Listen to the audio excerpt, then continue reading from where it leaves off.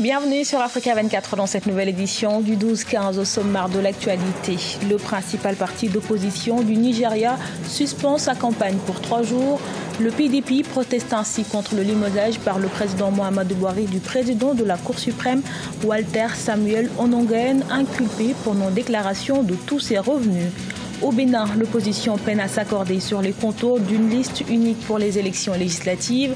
Le parti USL de l'homme d'affaires Sébastien Ajavon annonce qu'il fera cavalier seul pour cette échéance prévue le 28 avril 2019. Et face à la recrudescence des attaques et massacres dans le centre du Mali, associations et sociétés civiles réclament une action d'envergure dans la région.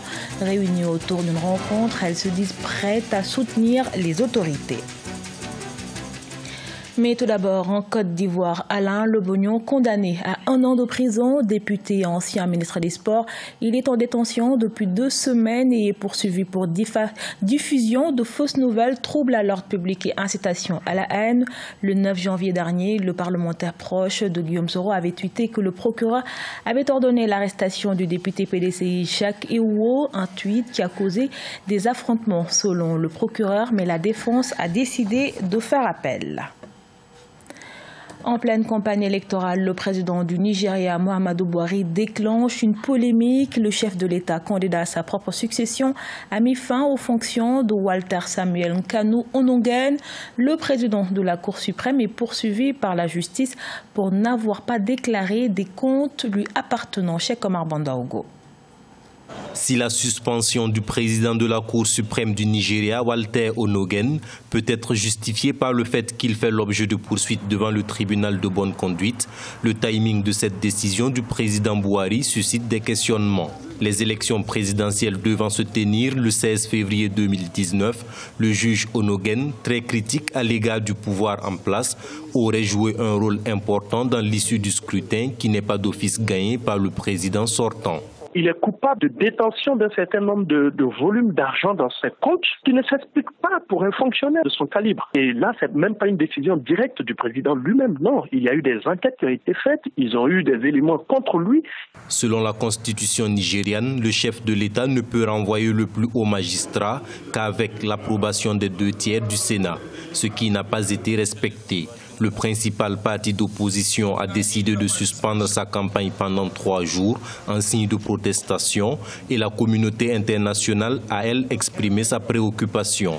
Si une procédure administrative amène un chef d'un parti politique à suspendre sa campagne, ça peut laisser penser que oui, la mise à l'écart de ce haut magistrat n'arrange pas le plan justement de l'opposition. La société civile nigériane affirme qu'elle se mobilise dans tout le pays pour protester contre ce qu'elle qualifie de suspension inconstitutionnelle du juge Walter Onongen.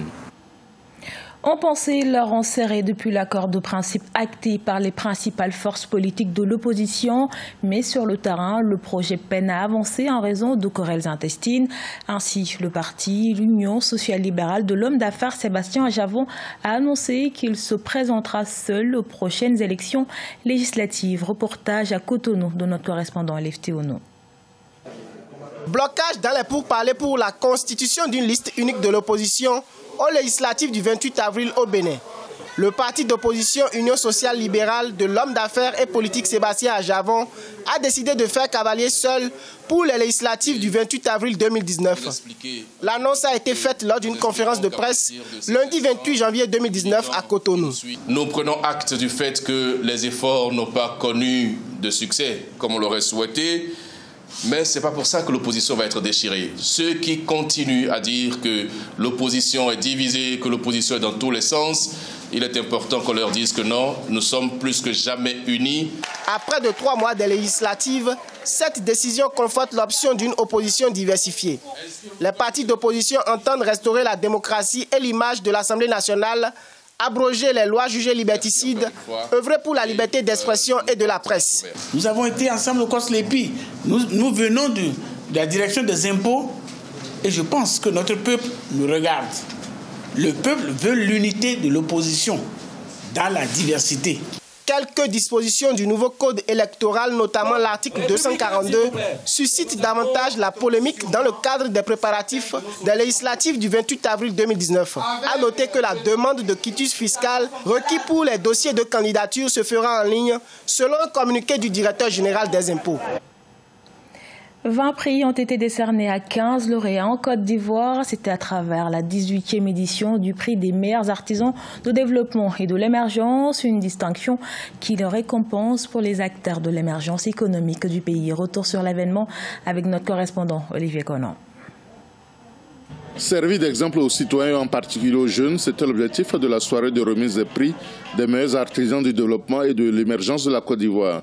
Les managers qui se sont distingués par la qualité de leur travail ont été récompensés. Pour les lauréats issus du service public, c'est une incitation au travail de qualité et à l'amélioration des prestations aux populations. On ne peut être un bon manager que si autour de soi, on a des personnes aussi qui partagent votre vision, votre façon de diriger.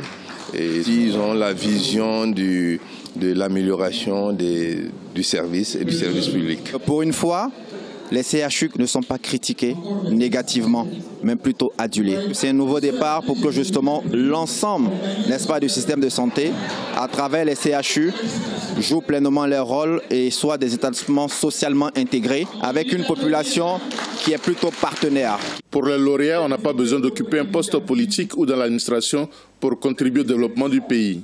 Nous pensons juste qu'avec notre volonté, l'amour que nous avons pour notre prochain et la capacité que nous avons pour créer la cohésion autour de nous et des enjeux de développement, mais aussi la capacité que nous avons de rassembler ceux ou celles qui sont en manque de cohésion, peut nous permettre de créer les conditions du développement de notre pays.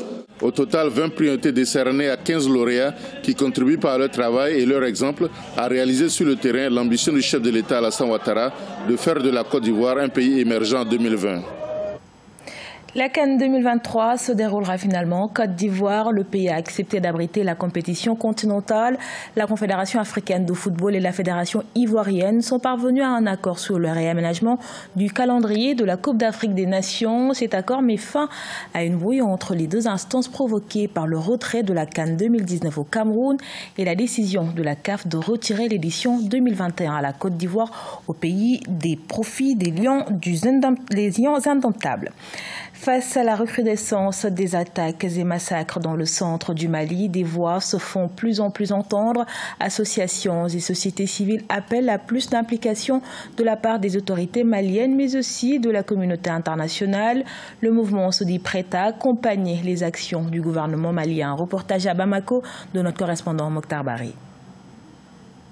En proie à une recrudescence d'attaques terroristes et de représailles de groupes d'autodéfense, la région de Mopti vit aujourd'hui une crise intercommunautaire entre Peul et Dogon. Entre les attaques djihadistes des partisans de Amadou Koufa et les représailles des milices de chasseurs, les populations vivent dans un climat de suspicion, les amenant parfois à des affrontements lourds de conséquences. Nous assistons également à des déplacements massifs de la population. Des milliers d'enfants, de femmes et d'enfants vivent aujourd'hui dans des abris de fortune. À la non-assistance des personnes et des communautés entières en danger. À la perpétuation de l'amalgame et du déni de faciès en direction particulièrement de la communauté Peul. Nombreuses sont les associations qui réclament une action d'envergure dans la région de Mopti. Le Conseil national de la société civile multiplie les rencontres en vue d'impliquer les leaders de tous les bords. Nous urgeons le gouvernement d'arrêter tous ceux qui sont porteurs d'armes. Seuls les militaires sont habilités à porter des armes.